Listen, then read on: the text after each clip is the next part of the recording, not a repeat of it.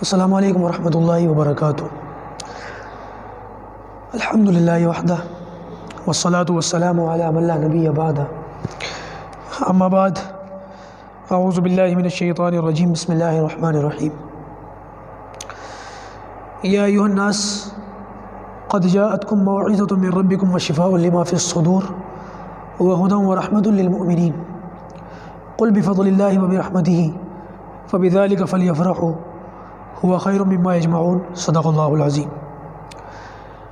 اللہ پاک قرآن مجید میں ارشاد فرماتے ہیں کہ اے لوگوں، تمہارے رب کی طرف سے تمہارے پاس نصیحت آ چکی ہے، وہ شفاء لما فی الصدور، اور سینوں میں جو بیماری ہے اس کے لیے وہ شفا ہے، وہ ہدی و رحمۃ للمؤمنین، اور ہدایت ہے اور رحمت ہے ایمان والوں کے لیے۔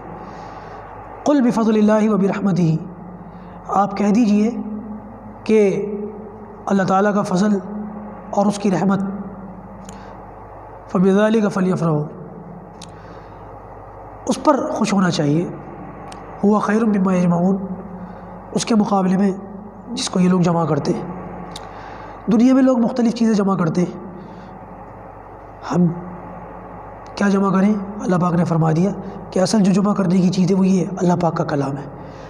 ہم اس کو کس طریقے سے جمع کر رہے ہیں اور کس طریقے سے ہم اس کو یاد کرتے ہیں، ہمارے اوپر بات ہے، کیونکہ اللہ پاک نے قرآن مجید میں ارشاد فرما دیا ذالک الکتاب لا ریب فیہ، سب سے پہلی جو قرآن کی آیت ہے کہ یہ وہ کتاب ہے جس میں ذرہ برابر بھی شک نہیں ہے۔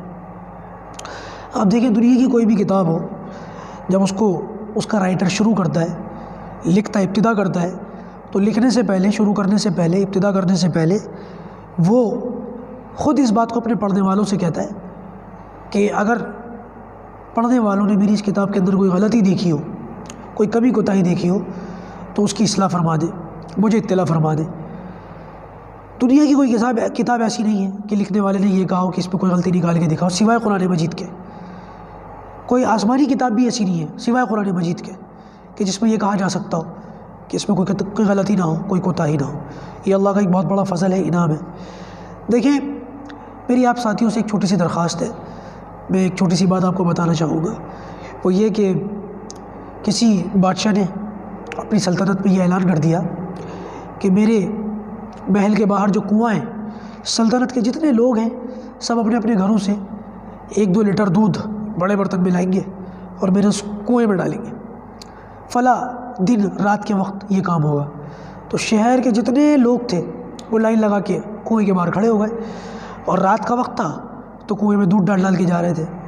جب صبح ہوئی تو کنویں کے اندر صرف پانی تھا اور کچھ بھی نہیں تھا۔ تو پتہ یہ چلا کہ ہر آدمی اپنے گھر سے ایک ڈول دودھ کے بجائے پانی لا کے اس میں ڈال رہا تھا، اور یہ سوچ رہا تھا کہ دوسرے لوگ ڈول دودھ کا ڈال رہے ہوں گے، میں ایک پانی ڈال دوں گا تو پتہ کیا چلے گا۔ اور یہ سوچا سب لوگوں نے، جس کا نتیجہ یہ ہوا کہ کسی نے بھی دودھ نہیں ڈالا اور کنواں پانی سے بھر گیا۔ میں نے جو آپ لوگوں سے درخواست کی تھی وہ یہ درخواست کی تھی کہ آپ لوگ یہ جو سبق کی ویڈیوز ہوتے ہیں اس کو یوٹیوب سے دیکھ لیا کریں، تاکہ ہمارے ساتھی جو محنت کر رہے ہیں، وقت لگا رہے ہیں، ان ساتھیوں کو تھوڑی تسلی ہو جایا کرے، اور وہ جس مقصد میں کر رہے ہیں ان کو کامیابی مل جائے، تاکہ ہمارا یہ سلسلہ جاری رہے، رواں دواں رہے۔ اور اگر یہ سلسلہ رک جائے گا تو پھر بعد میں ہمیں بھی نقصان ہوگا، اور کسی نہ کسی درجے میں آپ لوگوں کو بھی نقصان ہوگا۔ انشاءاللہ ہم نقصان نہیں چاہتے کسی کا بھی ہو، ہم صرف یہ چاہتے ہیں کہ ہم اس کلاس کو مکمل کریں خیر و عافیت کے ساتھ۔ تو اس میں ہم انشاءاللہ سب ساتھی تعاون کریں گے اور ہمارا ساتھ دیں گے۔ بہرحال میں نے آپ لوگوں کو 85% اسم پڑھائے تھے، حالت رفع، حالت نصب، حالت جر۔ 85% اسم جن کو منصرف کہا جاتا ہے، کیا کہا جاتا ہے؟ منصرف کہا جاتا ہے۔ 3 اعرابی حالتوں میں 3 شکلیں اختیار کر دیں، حالت رفع میں 2 پیش کے ساتھ، حالت نصب کے ساتھ 2 زبر کے ساتھ اور 1 الف کا اضافہ ہوتا ہے، اور حالت جر میں 2 زیر کے ساتھ۔ یہ تو آپ پڑھ آئے تھے، 1-2 الفاظ اور لکھ دو نا۔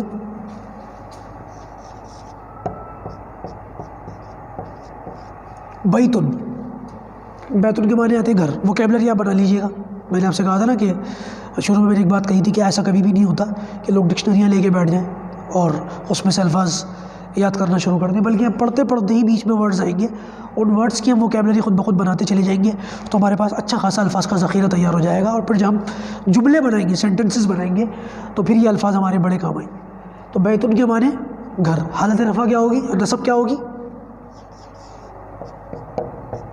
بیتن۔ جب میں آپ کو پڑھا رہا ہوں تو آپ لوگوں کو ساتھ ساتھ بولنا بھی ہے، اس سے آپ کے ذہن میں باتیں جلدی آئیں گی، ذہن کھلے گا۔ حالت جر کیا ہوگی، بیتن، بیتن، حالت جر بیتن، گھر۔ اچھا، عربی میں گھر کے لیے ایک اور لفظ استعمال ہوتا ہے،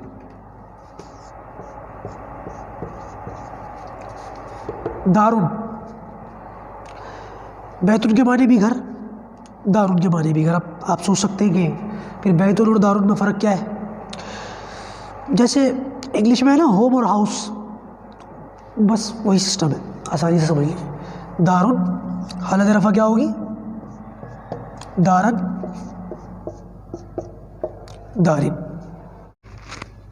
ایک بات اور یاد رکھیے گا کہ یہ جو الفاظ میں آپ لوگوں کو پڑھا رہا ہوں، دے رہا ہوں، بورڈ پر لکھ کر دکھا رہا ہوں، یہ سارے قرآنک ورڈز ہیں، جتنے لفظ آپ دیکھ رہے ہیں، اور یہ سارے ورڈز جو ہیں قرآن سے لیے گئے ہیں۔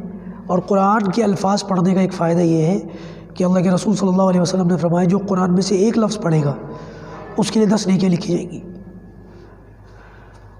اور ساتھ میں اللہ کے رسول نے یہ بھی فرما دیا کہ الف لام میم ایک لفظ نہیں ہے، بلکہ الف ایک لفظ ہے، لام ایک لفظ ہے، میم ایک لفظ ہے۔ تو کبھی آپ کلاس کے ختم کے بعد اس کی کوشش کریں، اندازہ لگائیں کہ جو قرآن میں سے ہم لفظ پڑھتے ہیں، کتنے لفظ ہم روز پڑھتے ہیں، کتنی نیکی ہمیں ملتی ہیں۔ گھر ہے، گھر کے اندر دیوار بھی ہوتی ہے، اور دیوار کو بولتے ہیں عربی کے اندر جدارن۔ جدارن حالت نصب کیا ہوگی، جدارن۔ حالت جر ہوگی جدارن۔ یہ چیز آپ کو میں 2-3 بار بتا چکا ہوں۔ 85% اسم، 3 اعرابی حالتیں، 3 شکلیں، منصرف ان کا نام، پہچان ان کی ڈبل حرکت، حالت رفع میں 2 پیش، حالت نصب میں 2 زبر کے ساتھ 1 الف، اور حالت جر میں 2 زیر۔ یہ چیز آپ لوگوں کو سمجھنی تھی کہ حالت نصب میں 2 زبر کے ساتھ 1 الف آئے گا، یہ قاعدہ ہے۔ اور میں نے آپ سے کہا تھا کہ آپ لوگ جب عربی کے اندر قاعدے پڑھیں گے تو ایکسیپشن کی کھڑکی جو ہے کھلی رکھنی ہے، ایکسیپشن ذہن میں ہونا چاہیے۔ تو حالت نصب میں 2 زبر کے ساتھ 1 الف کا اضافہ ہوگا، یہ قاعدہ ہے۔ تو اس قاعدے کا بھی ایکسیپشن ہے، اس کو بھی سمجھ لیں۔ اس قاعدے کے اصل میں 2 ایکسیپشن ہیں، میں دونوں ایکسیپشن ایک ایک کر کے آپ لوگوں کے سامنے رکھتا ہوں، آپ ان کو پہچانیے گا۔ ایک طریقہ آپ یہ بھی رکھیں گے اپنی کلاس کا کہ میں کچھ ورڈز لکھا کروں گا، اور آپ تھوڑا سا ذہن لگا کے، دماغ لگا کے ان نتیجوں کو نکالیے گا، ان کو پہچاننے کی کوشش کیجیے گا۔ تو پہلے ایکسیپشن کے طور پر میں چند ایک لفظ آپ کے سامنے لکھ رہا ہوں۔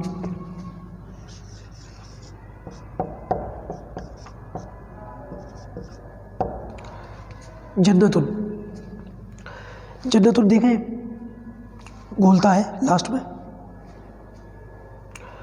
اور جنت کے معنی آتے ہیں باغ، باغیچہ، باغ۔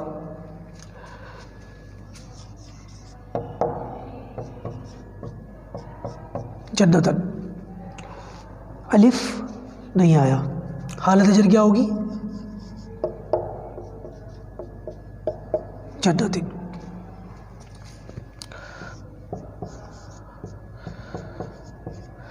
آیتن،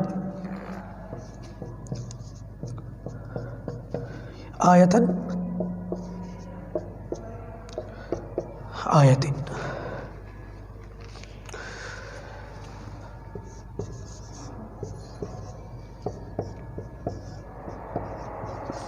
امراتن، عورت کو عربی میں امرات کہتے ہیں۔ اچھا، میں نے اس کا معنی نہیں بتایا آپ کو۔ آیتن، آیتن کا معنی ہے نشانی، قرآن کی آیت کو بھی آیت کہتے ہیں اسی وجہ سے، نشانی۔ آیتن معنی نشانی، امراتن معنی عورت۔